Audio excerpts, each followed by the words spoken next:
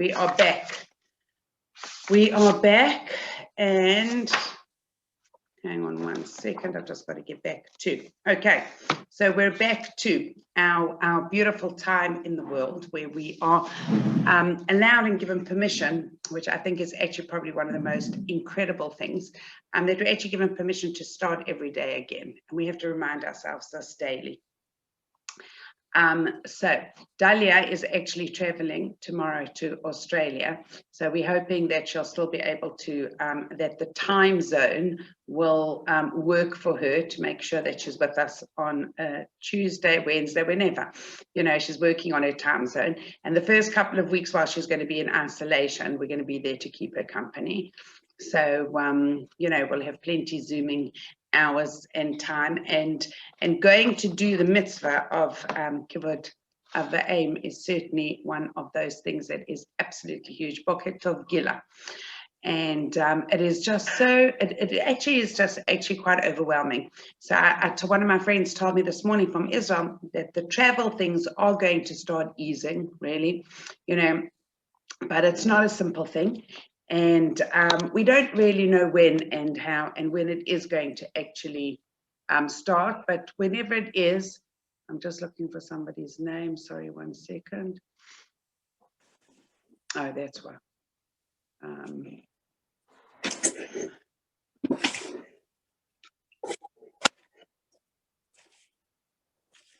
Okay. So it's Chaya Shoshana. Okay, so we should just merit to good morning, Claire, all the Northerners. So I think that really, how near, Susan, how near are you to Claire now? How close are you to each other? 60 miles. Sorry, huh? Yeah, we're still good friends, though. We're still talking. Okay, well that's good. 60 miles is 60 miles, you know. Okay, so as soon as everybody is allowed to sort of like be moving in a free space, but really our place of what we're supposed to really be doing on every level is working on who we are right now. So I think that, you know, somebody said to me, oh my gosh, they didn't realize that Sferas HaOmer was really just about personal growth. I said, actually, it's not really. That's the Kabbalistic side of it, and that's the side that is always most difficult to understand, as is with personal growth, probably the most challenging thing to really understand, because where we are now, okay, so we also have a few more days for anybody who hasn't yet made the bracha on a blossom tree, and it has to be a blossom tree which gives fruit, okay?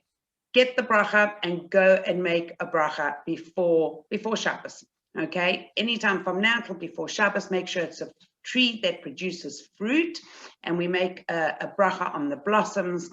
And really, it's again living in a place of, you know, mindfulness of where everything comes from and what it is. And the more we actually think about it, the more overwhelming it really is. Because what I'm going to do with you, I thought I was going to have it up. Maybe I've got it already now. So I don't know if you've all listened to Rebbe and Hella's video clip that I sent out. If you haven't found the opportunity to do it, because it is. Because it's definitely a worthwhile watch. You do have to do a little bit of thinking when it comes to Rebbe and Gottlieb. It's kind of like, it's not just, you know, she sort of like puts it there for you and helps you to really understand what are we actually doing here. So what I asked her to do for me, one second, and I'm trying, we're having a bit of a, we lost an ink cartridge. Can you imagine? And if you haven't found it now, after Pesach cleaning and whatever, so, you know, you just go and buy another one. If the other one turns up, it will come back and we will use it in the next run. So, but I'm not in charge of those things, so I wasn't able to print it. So I'm going to try and see if I can get this up here. Okay, so one of the things that we're going to be doing, and I'm just going to run through this because it's really important to understand what it is that and where we are. So Rebbe Gottlieb explains for us very succinctly in the commandments of counting the Omer is one of the more interesting prescriptions that were given in the Torah, okay? And I have to say, after 33 years, I am I am so far on track with the bracha. Okay, so let's just quickly run through that. We make a bracha on the counting of Sfiras HaOmer, the bracha that we make every day for all the days together, okay, is not individual days, it's actually on the entirety. So one can and should only make a bracha on each day of counting if one is going to do the entirety of it. It's very unusual because it would usually be, I make a bracha today, I forget tomorrow, I make a bracha the next day because it's on that day. But this is the counting of the entire Sfira. Okay, so we get to the 49 days. If you're not going to and you're going to miss one day, don't count with the bracha at all. So when we asked a Shaila many, many years ago, when I missed a day twice and I couldn't catch it up, and I'd missed an entire day. So when we asked a Shaila the next year what I should do that year, the answer was do what you did last year. What do you think of that? So it's a good way to think. But this year I decided that I am putting myself up for the challenge, and with the learning and the counting and the sending little voice notes, it's not for any of you, believe me. It's simply for me as a reminder for myself to remember to count. So we can count at night with a bracha. If we forget to count at night, you can count any time during the next day until sunset. In fact, it's better before sunset, but without a bracha, and then you could continue with a bracha, okay? So it's pretty simple. Rebecca, good morning. I didn't say good morning to you. So it's a pretty simple thing. If somebody thinks they're going to forget, don't even bother with the bracha. Just count every day. Make sure you count every day. And how are we going to remember to count every day? Because this isn't only about actual counting. It is about me, my personal growth, and where I'm going to. So let's understand what it is that we are doing. So we're told to count the 49 days between Pesach to Shavuos, even though, of course, the number of days never changes. Therefore, it is very much an effort in which the process is in and of itself has value. Just the counting has value. The word for number in Hebrew is mispar, okay? Its root is closely related to the word sipur, a story. What is the relationship between the two? So a collection of events becomes a story, okay? Anybody's life, you tell all the events that go through in your life, it's a story, right? And each and every one of us could write our own entire book. Come on, nod, Laura, and say yes, because you know what a book you could write, okay? So we all know that we could all write our own books, and Patavon, enjoy your breakfast, even without me, it's okay. And everything that we do, but I still love having you there, so don't go away, okay, is a story, and let's see what we can do. What is it? It's something, okay, a collection of events becomes a story as opposed to random events just happening. There's a beginning and there are characters. Good morning, Sarah. There's beginning and there are characters. There's a middle. There's often conflict that takes place, and an end in which there is or isn't a resolution. Okay. I was say, you know, you finish your story, that's the resolution. Actually, it's not always true, because sometimes that's the story. And you sort of sit there and say, and we don't know what the end is until Mashiach comes. Okay. Our lives flow and they disappear. They go by so quickly. And we are unaware of the metamorphosis that takes place between today and tomorrow. And sometimes we do the thing that most people live their lives in, believe it or not, a loss of consciousness, okay? Because where's the beginning and the end? What have I done with my story, okay? An awareness of who we are and the world we know, and we've been told many, many times, and Hashem always tells us, and everybody says, you are important to the story of this world. Otherwise, you wouldn't be here. And sometimes, and we know everybody goes through, you know, I remember my late father sort of saying, you know, the one thing that we know is that you're going to leave this world and go to the next. Okay, we just don't know when. We just don't know when. So when is really insignificant, because it's what we're going to do here that's going to be the productive part of what it is that we're going to do. And really what it means is that we are in a lesson, a learning lesson, leaving Egypt. Imagine leaving and then losing consciousness and not being aware of everything that's going around. So Gottlieb tells us that the whole idea of Sfiras HaOmer, of counting the Omer, is mindfulness. It is about being mindful. It is teaching us how we listen to, how we hear, and we've got to learn to listen to every part of every story. And it opens our hearts to hearing the stories, not only of ourselves, but to what is being told. Imagine if somebody says, oh my gosh, do I have a story to tell you? And they sit down and they start telling you the story of going out of Egypt. You know, there's that beautiful story of the kid who comes back from Cheder and tells his parents, you know, all this mad story about what actually happens and about these UFOs and all the different things. And the mother says, that's not what happened. So the kid sort of turns around and says, well, what did happen? And the mother sort of tells about the different plagues. And he says, well, if you think you believe that, why can't you believe mine? Okay. Now, the truth is that that's what it is. But when we look at everything that goes on in our world around us, it's just another manifestation of what took place then in a small, short amount of time that eventually got us out. So one of the things that happens and that takes place is the transformation of the Jewish people, right? Imagine us, we leave Egypt, and imagine now is their process, right? One of my friend's kids sent me the cutest clip. It was really, really cute. Maybe I should just send it, because I didn't send it out. It was just very sweet because she sent it, her daughter had done it. It was like, you know, this thing of depicting like, oh, now we're not slaves, and there she is washing dishes. Oh, now we're not slaves, and there she is washing the floor. Oh, now we have to do that leaning, and there she is leaning into the washing machine, you know, taking the washing, put it in the dryer. Now, what are you joking? Where's slavery? Okay, this is slavery. You only come into Pesach to become a slave, and your hard work before, it's not about that. It's about something which is internal and something which is in a mindfulness that says we are who we think we are.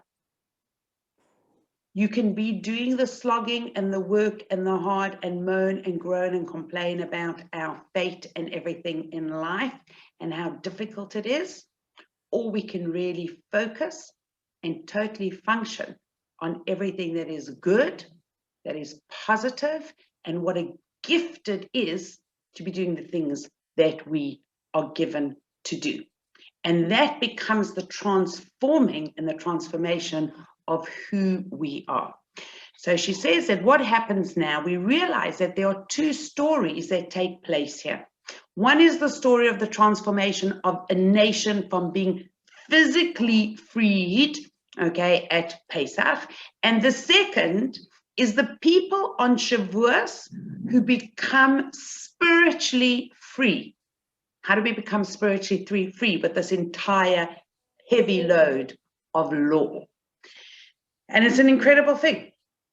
But that is reality of what brings real, true freedom, is when we do have a bunch of laws, when we have a structure, when we have something that we have to do. So she says the day we left Egypt was one on which we rejected the definition that the Egyptians told us and said that this is what your life is. Life is building and blocking, and whatever the Egyptian lifestyle also wasn't just about the physical work, it's the lifestyle. Imagine where we are today in understanding that we are all enslaved at some level to the things around us. You know, you pick up a magazine, our beautiful Jewish magazines. I don't know who bought Ami or Mishpacha this week, but you needed a trolley to take it home. It was so heavy, right? And then I got one of my granddaughters to start counting through the front pages and see how many pages were adverts. And after 18, she said, "Bobby, do I really have to do this?" And I was laughing to myself. No, darling, you don't have to do it. I'm just intrigued to see the first 18 pages of a magazine or just advertising. It's this thick. As it happened, there were a lot of beautiful things to be reading and learning.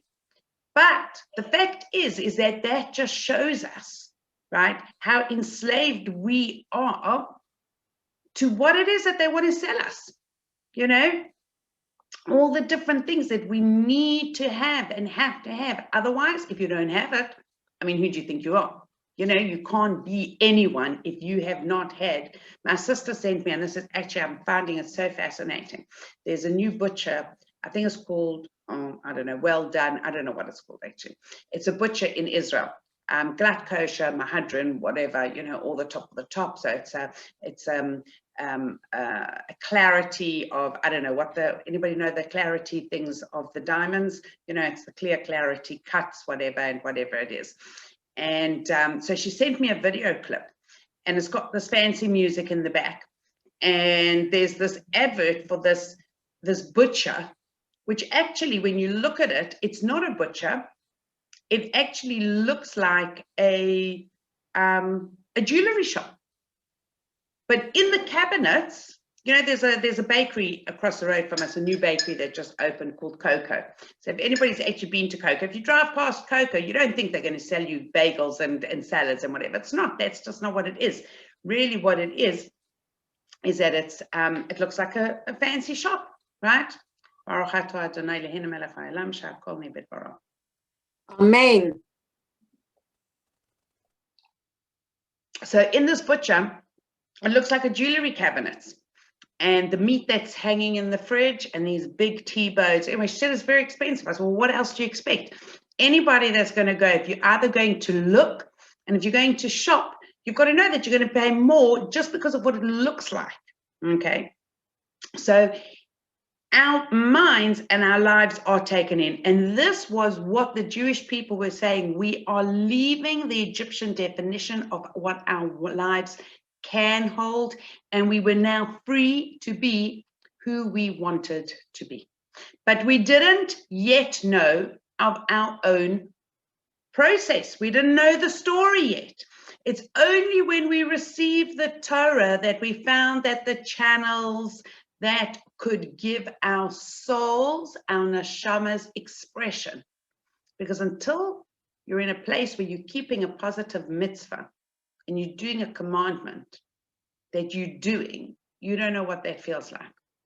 Keeping Shabbos. Nobody knows what it feels like. You can't explain to somebody what it means to do Shabbos. You can't explain to somebody what it means. Stop, light your Shabbat candles and breathe. Even for that 1 second while you're lighting your Shabbat candles, or for the few minutes that you stand in front of this, how do you tell somebody what it means? How do you express to somebody what it feels like when you stop yourself from saying Lashon Hara and you know you really want to say it? There's that feeling of something that we can't actually express when we're doing something that is really a place of ours that takes us into a different place, because it affects the internal, and that affecting of the neshama is something that no one can tell you what that feels like. We have to feel it and experience it ourselves. So it was then that we learned all the mechanics of what the challenges were going to be, and our story was going to be one of endurance, resilience, and spiritual personal growth. It started 3,333 years ago, and we're on the journey. And really, we are very, very, very much begging and waiting for Hashem to really begin the journey. And that beginning of the real journey is going to be that one with Mashiach, because of the clarity that we're going to have within what it was from that time that we began and the story began. And that story began when we left Mitzrayim, and we're still working on it. Okay, and this is going to make sense very soon in why we're still working on it and how we can all create and make this as a better place for each and every one of us, literally every single day. And if we can do this, and the people that you do it together with, you'll actually see and notice the change, and it's a transformation of who we are with the people that you are in the process with, and also most important with ourselves. And it is really something that I actually have decided is if somebody really should have somebody that they're doing it with, and I'll explain to you why soon, because you know, whether it is a husband or whether it is a friend, or whether it's somebody, because we all need actually a little bit of a watchdog, you could call it, or somebody that sort of says, you know, and it's not about pointing fingers, it's about showing somebody. You know, when somebody wants to point a finger at you, usually they want to find it a criticism in what you're doing. When somebody's looking to help you and to bring the best out of you, they want to say, do you really want to be doing that? What are you doing? Don't do that. That's not what it's about. Okay, I told you so. Okay, that's not what it's about. It's about, I thought let's try this another way. Do you want to rephrase that? Think about yourself and how it makes you feel when you say it that way, or when we change that thought process and say it in a slightly different way. And I'm not talking about even to other people. One of the most important places that we're doing is talking to myself, telling myself, right? Telling myself who I can be and who I can become. And that is huge, okay? The ritual that defines this time of year reflects a change in where we're going from. The sacrifice that was offered on Pesach was made out of barley in ancient times. Okay, the barley was used as fodder for the animals, and the sacrifice that was offered on Shavuos was made out of wheat. The sacrifice that was offered was made of wheat. Wheat is often used as the allegory to human capacity for using our intelligence. Why? Because we took the wheat and we turned it into bread, right? We had to learn how to do that. So this week, Erev Yom Tov, so Thursday, Friday, sorry, Erev Shabbos, Emetz Hashem Friday morning, I will be sending you out another short tefillah time where Rebbetzin Gottlieb will give us a few words of inspiration on Schlissel Chala, and Rebbetzin Ehrentroh will say a Tehillim, and we will have another opportunity. So the time, because it is already later at night, we will have share. I will be confirming for you soon. And hey, yes, I'm very important, Dal. That is really the answer to what we're talking about throughout this place. Okay, so our timing will be, so what does this give? This gives intelligence. An animal can eat a fruit or a leaf. It requires human intelligence to the creativity of what it calls making bread. That is the wheat. Okay, this is the transformation of the Jewish people, defining themselves primarily through the strivings and yearnings of personal freedom. An animal does not need that. A person needs to grow. We need to evolve ourselves, and that's what we're doing. So what makes a person human? The bonds, okay, the connections that we share with Hashem, okay? That is how we humanize our behavior. And understanding that these bonds are called the sphira, the sphirot, okay, the spiritual climbings. And it doesn't matter how many times in our lives we can do this, we have an opportunity to grow a little bit more. We have an opportunity to grow a little bit more, okay? And that is what's important. And we can never say that we've gotten there, because the only time that we get there is to the next world. And that's why we know that the Hebrew word Sphira is the same thing as our story, okay? Think of your story last year. Think of your story 2 years ago. Think of your story 20 years ago, okay?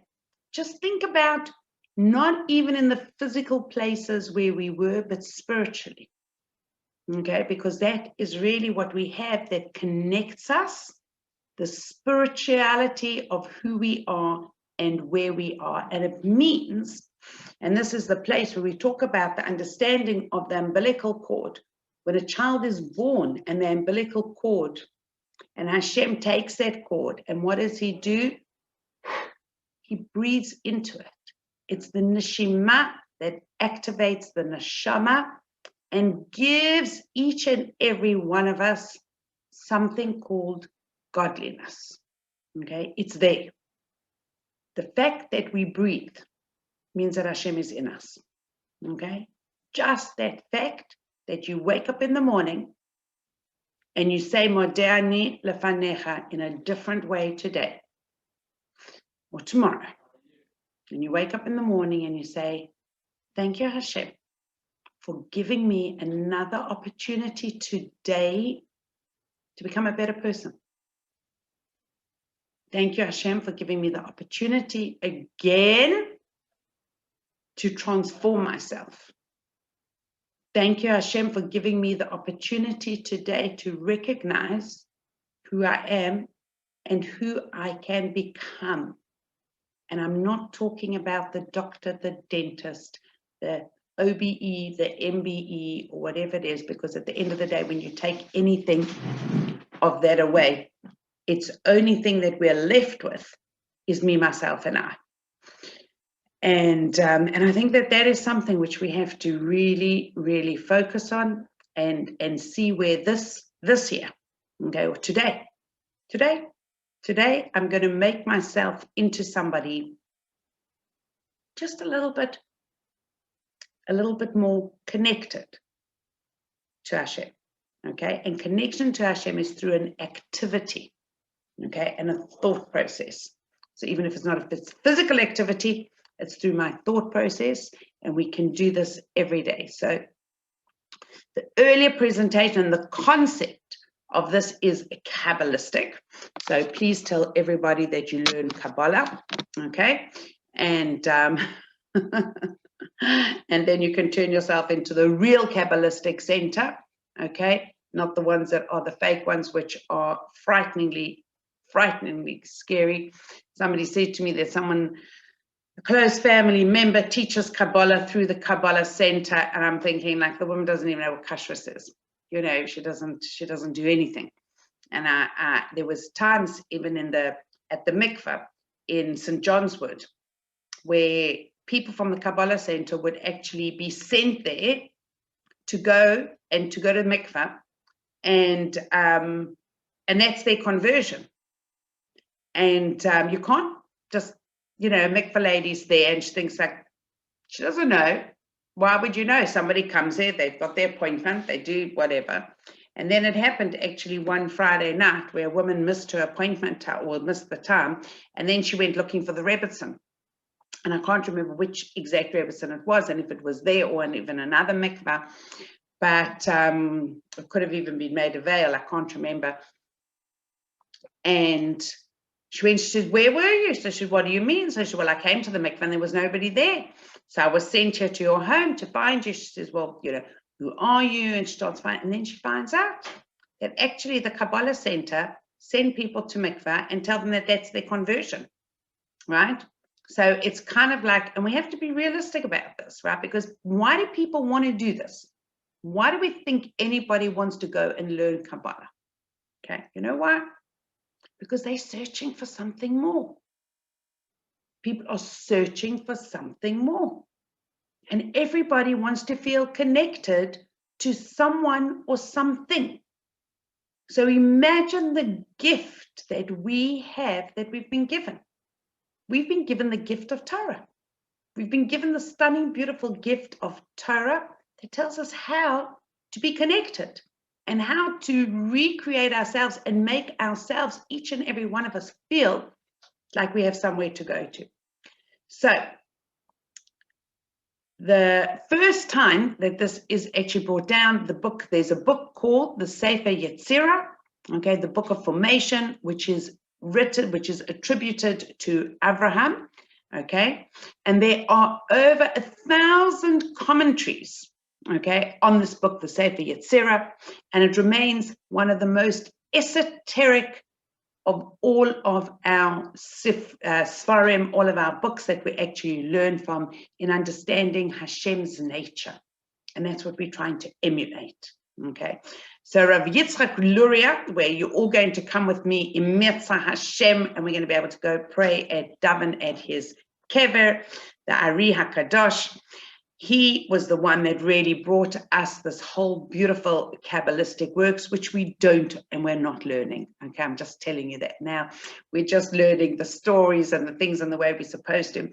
I'm sure I've shared this once with you before, but when I was learning the Talmud Devorah in the English form and the abridged form, Rebbetzin Hillel, Rav Yaakov Hillel's wife, and I told her I was learning this and it was amazing. And she said, you're not allowed to learn that, that's Kabbalah. And I'm thinking, darling, if this is Kabbalah that I'm learning, believe me, it's not. Anyway, she said, let my husband have a look at it. I gave Rav Yaakov Hillel's Gabbai, the book. He read it through in a couple of days while he was traveling around. He had it with him in the car.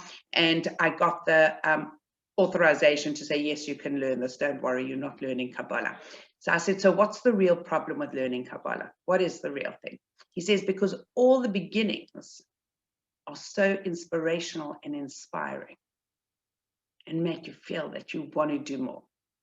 If you're not ready to learn what the rest teaches, don't start, right? Because it makes people cuckoo, and it can really put somebody who is in a place when they're not ready to be learning Kabbalah.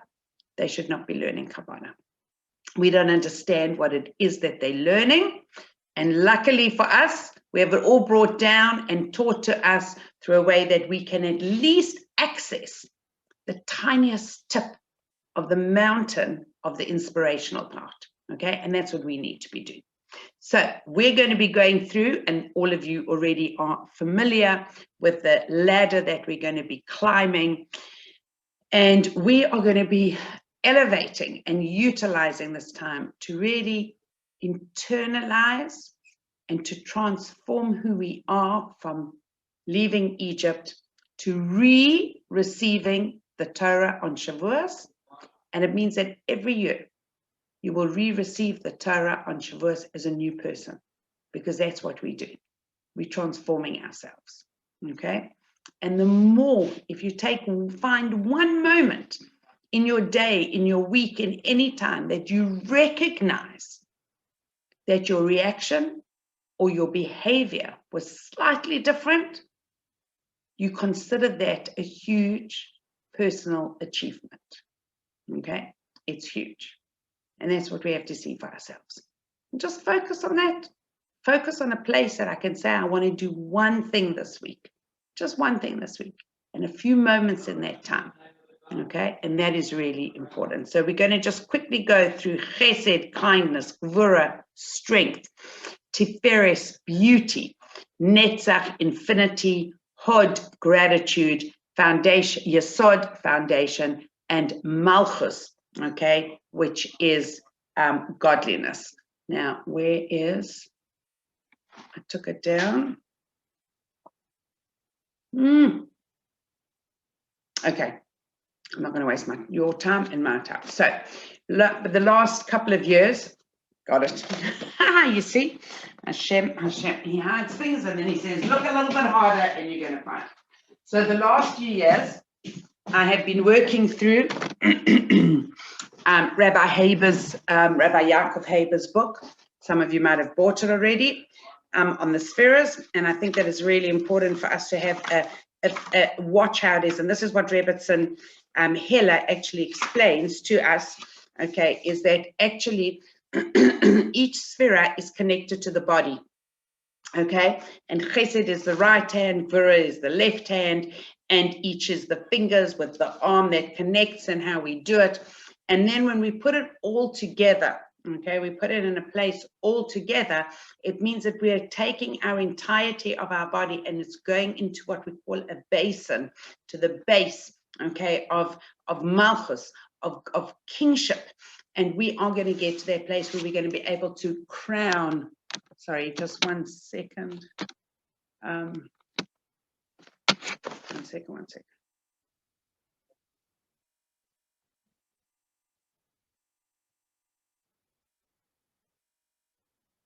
Oh, sorry, okay.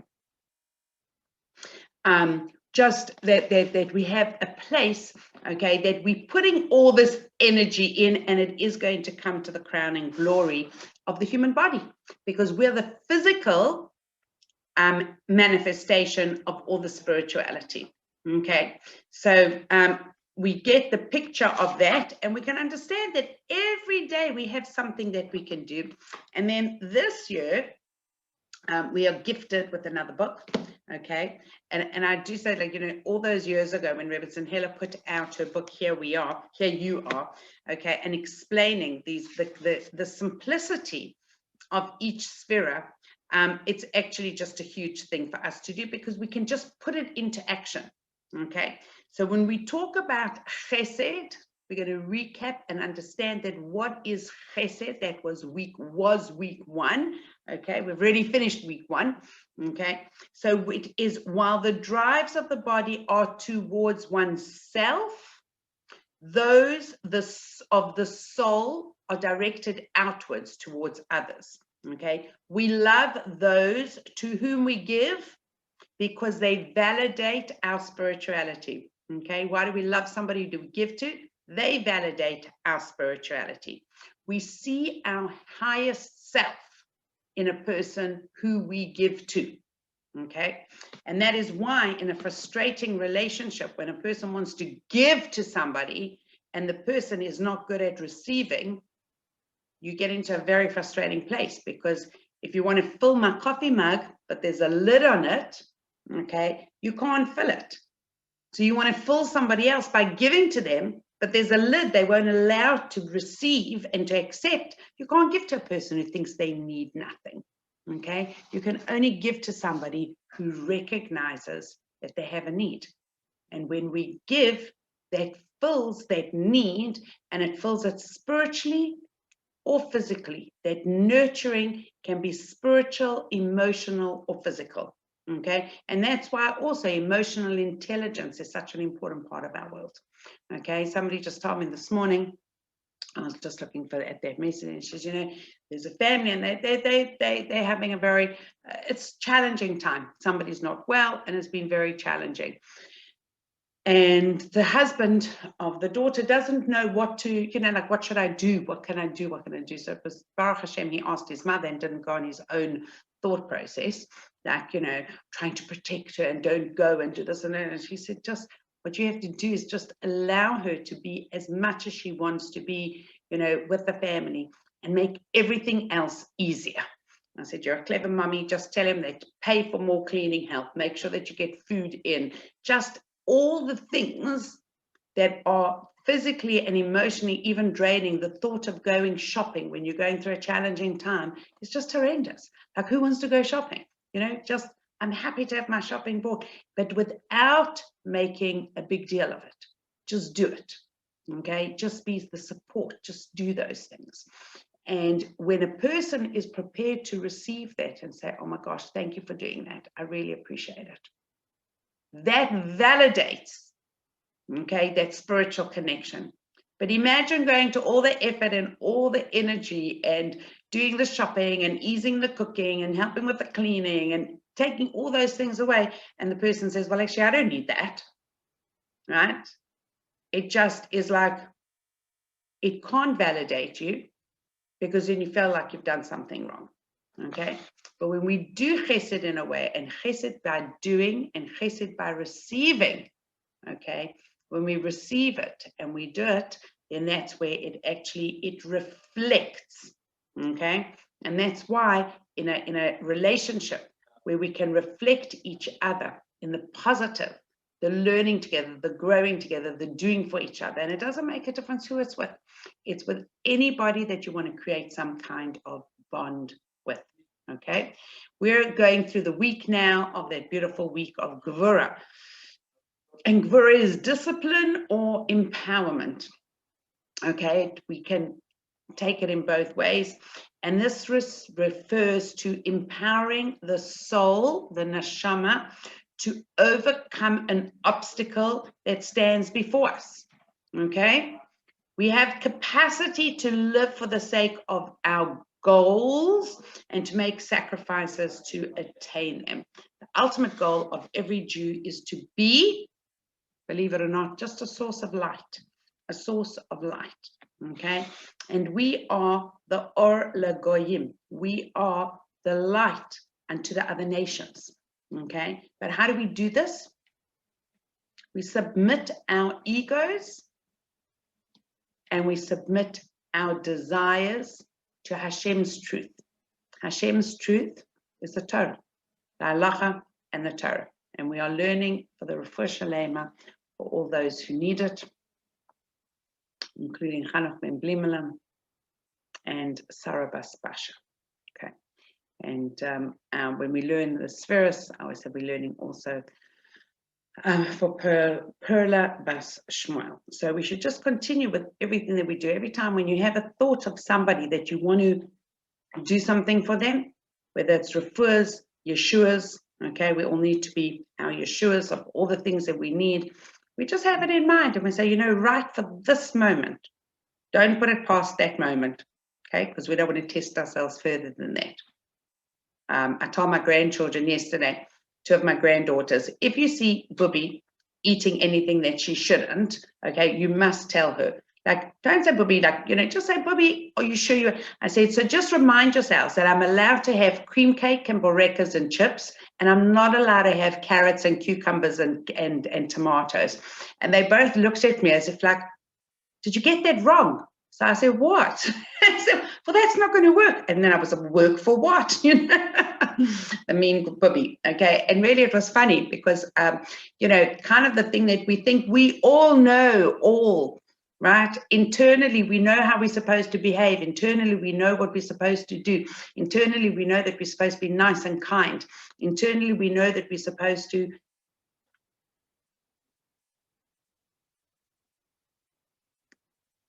okay, we know all those things that when we want to just say, oh, I told you so, and you're like, okay, all the different things, okay, like why have you not unpacked that box yet, right, Susan?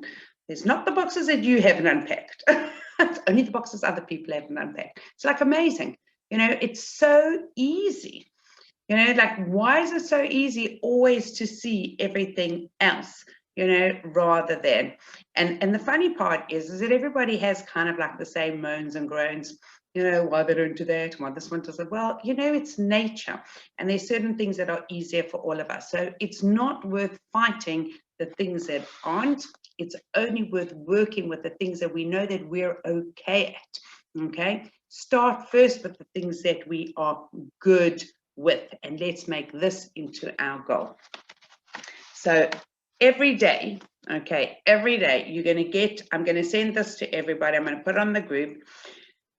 It is, I've got to find it again in my phone because I closed. Okay, it is, here we go. The 30, okay, 30, there's a book called the Orchos Tzadikim, okay? The Orchos Tzadikim is a book that does not have really an author that we know of, and tells us how to behave, okay? But on every level, and everything is contingent on remembering, okay, 30 things, and Rebbetzin Gottlieb says, hang on a second, they are meant to be, okay, yeah, so she brings down through the Orchos Tzadikim, who says, because everything is contingent on remembering, I will write down 30 items that you should remember twice a day. Listen to this, placing them deep into your heart and thoughts, and don't just remember them in your speech, write them onto your heart, and then your avodah, your work with Hashem, will be accepted. Okay, that's what the Orchos Tzadikim tells us. So Rebbetzin Gottlieb adds a little bit of the things of our core beliefs that are integrated, that we should have within our thoughts. And I'm going to go through quickly with you a little bit of the summary of where we're supposed to be. Actually, wait 1 second before we go there. So there's another book that we were gifted with this year, and that is Sphera of Our Lives. Okay, it's by somebody by the name of Chani Juravel. You will be able to find her easily on Torah anytime. She lives in Muncie, and she writes this beautifully, and she got beautiful approbations. And honestly, it's just like such a beautiful, it's just a beautiful, easy way, because what she's talking about is this is what we all struggle with in the world. Yeah, the world struggles on personal interaction. Yeah. Could you give us a picture of the book? Could you I will do that. I will do that. Thank you. And the world struggles on personal interaction. If we understand for a couple of minutes why don't we have the Beis HaMikdash? We don't have the Beis HaMikdash because it's something called sinas chinam, causeless hatred. Why is it causeless hatred? Because people don't give to each other. And you know why? Also because people aren't worrying about themselves, they're worrying about others, right? And when we look at politics, we feel even more sick, because what kind of a human being who's Jewish puts out a huge poster and says, put the Haredim in the bin? You don't put anybody in a bin, right? What are we? What are we doing and creating? And how would Hashem make somebody become a prime minister whose attitude is that to human beings? Put any human in the bin. You don't deserve to run any country. Okay, it doesn't matter who the person is. It doesn't even matter what they've done to you, right? And we have to recognize that what we are doing here is building interpersonal relationships with ourselves and Hashem, and ourselves and other people. Okay, so every focus that we have in what we're doing here is making a connection and a creation of something that we do together. And it's a fascinating thing, but somebody said to me yesterday, oh my gosh, I did not realize that Sfiras HaOmer is about building relationships. And I'm like, it's not really, but it is. Okay, because we're taking our story and we're putting it together with everybody else. And the way that we can build our transformation from leaving Egypt behind as an ideology and as a thought process, the only way that we can do that is by creating and recreating ourselves. Sorry, there's somebody at the door.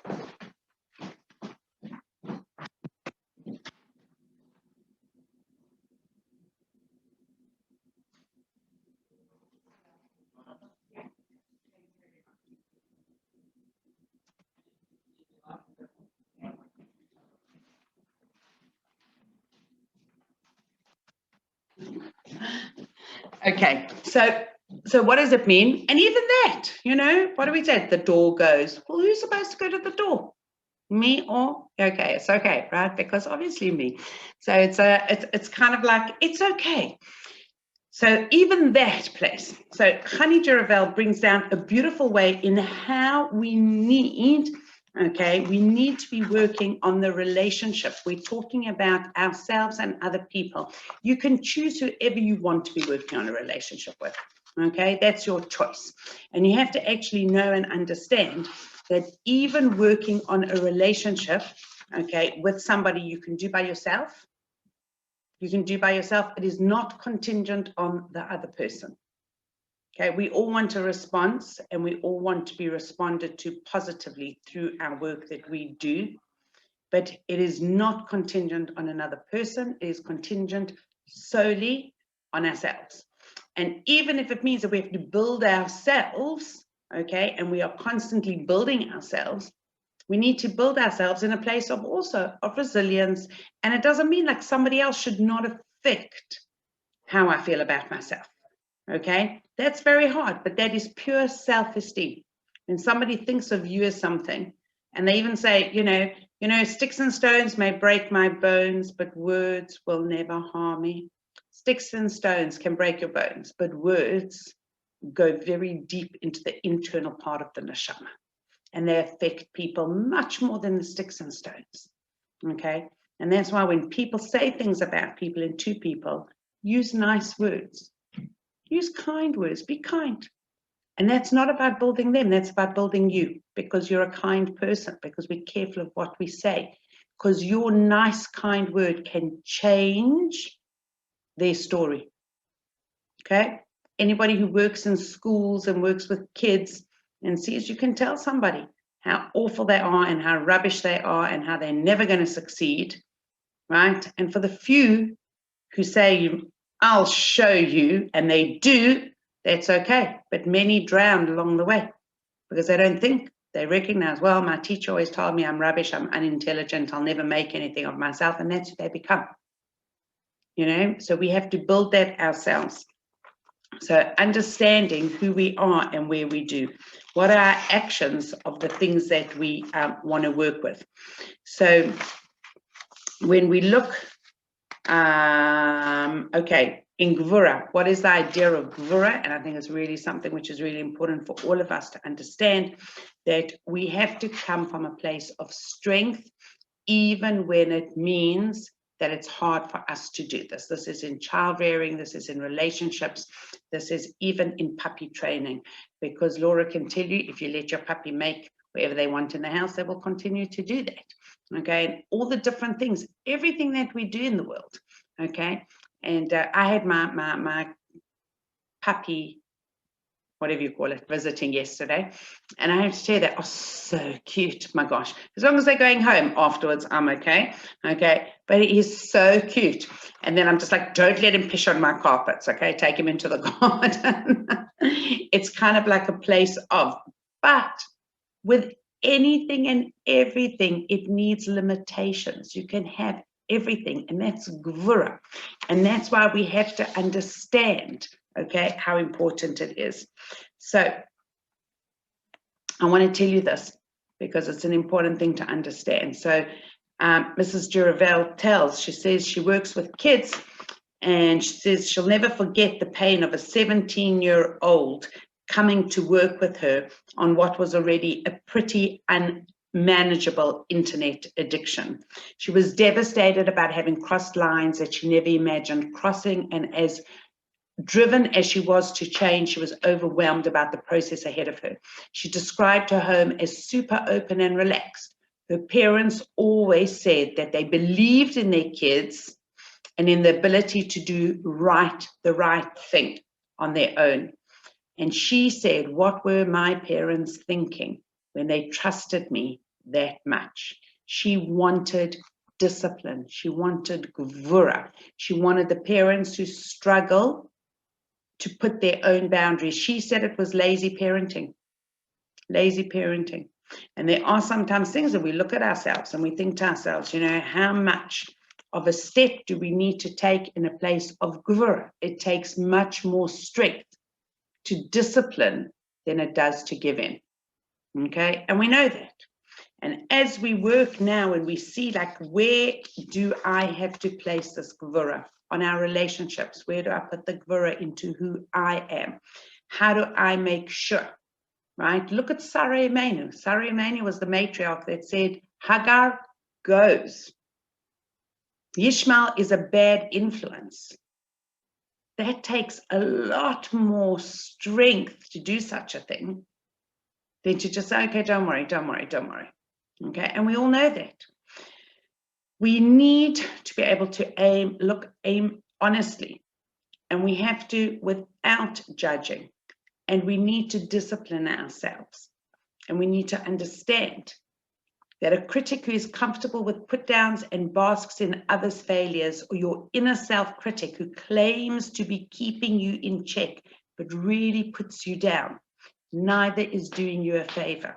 It's the love, the chesed, which fuels and helps true Gvura discipline, and that is what is going to transform each and every one of us into something that is lasting. When we understand but the hardest things in the world that Hashem is saying, it's tough, but this is what you need. This is what you you, and each of us is another you, and you, and you, and you, and you, and you, and you, and you, and me. We all need something different. We don't like always what we need. We don't like what we need.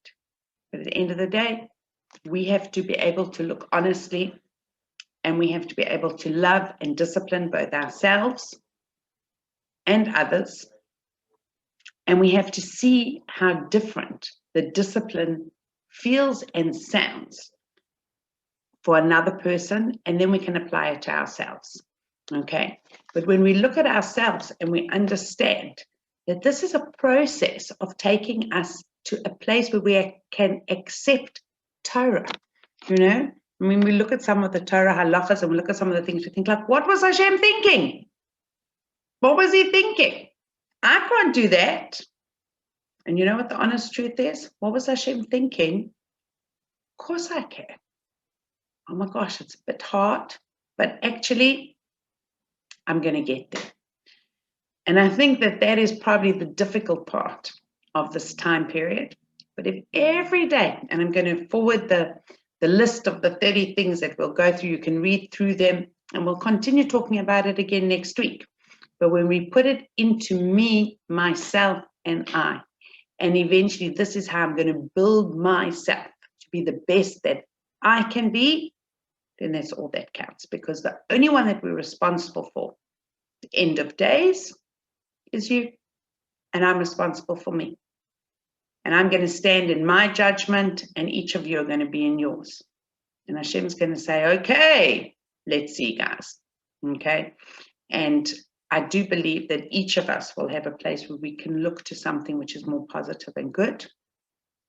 And I think that we all just have to be able to, when you know that we're not on the journey alone. It's a long journey. But please God, we've already covered 99% of it. And we're just going into the last little run. We're the last hurdle of the relay. You've got the baton. This is the last run that we have. And then we're going to get to the finishing line. And when you know that there's a finishing line as opposed to the beginning of a finishing line, then that's where we are. Okay, we should just all be blessed to make a beautiful day, a beautiful week. Anybody that wants to join us tomorrow on continuing on our brachas is welcome to. And I will send you out information about Thursday night share. Rebitson Silber will be back with us on Thursday morning as well. And Friday, 10:30, we will be making a bracha on Shlissel Challah. And I did it Friday morning instead of Thursday night because somebody asked me to. So there you go. Said let them have theirs, and we will do. We'll all join. Okay. Have a beautiful day, everybody. Anybody got any questions? You can open up now.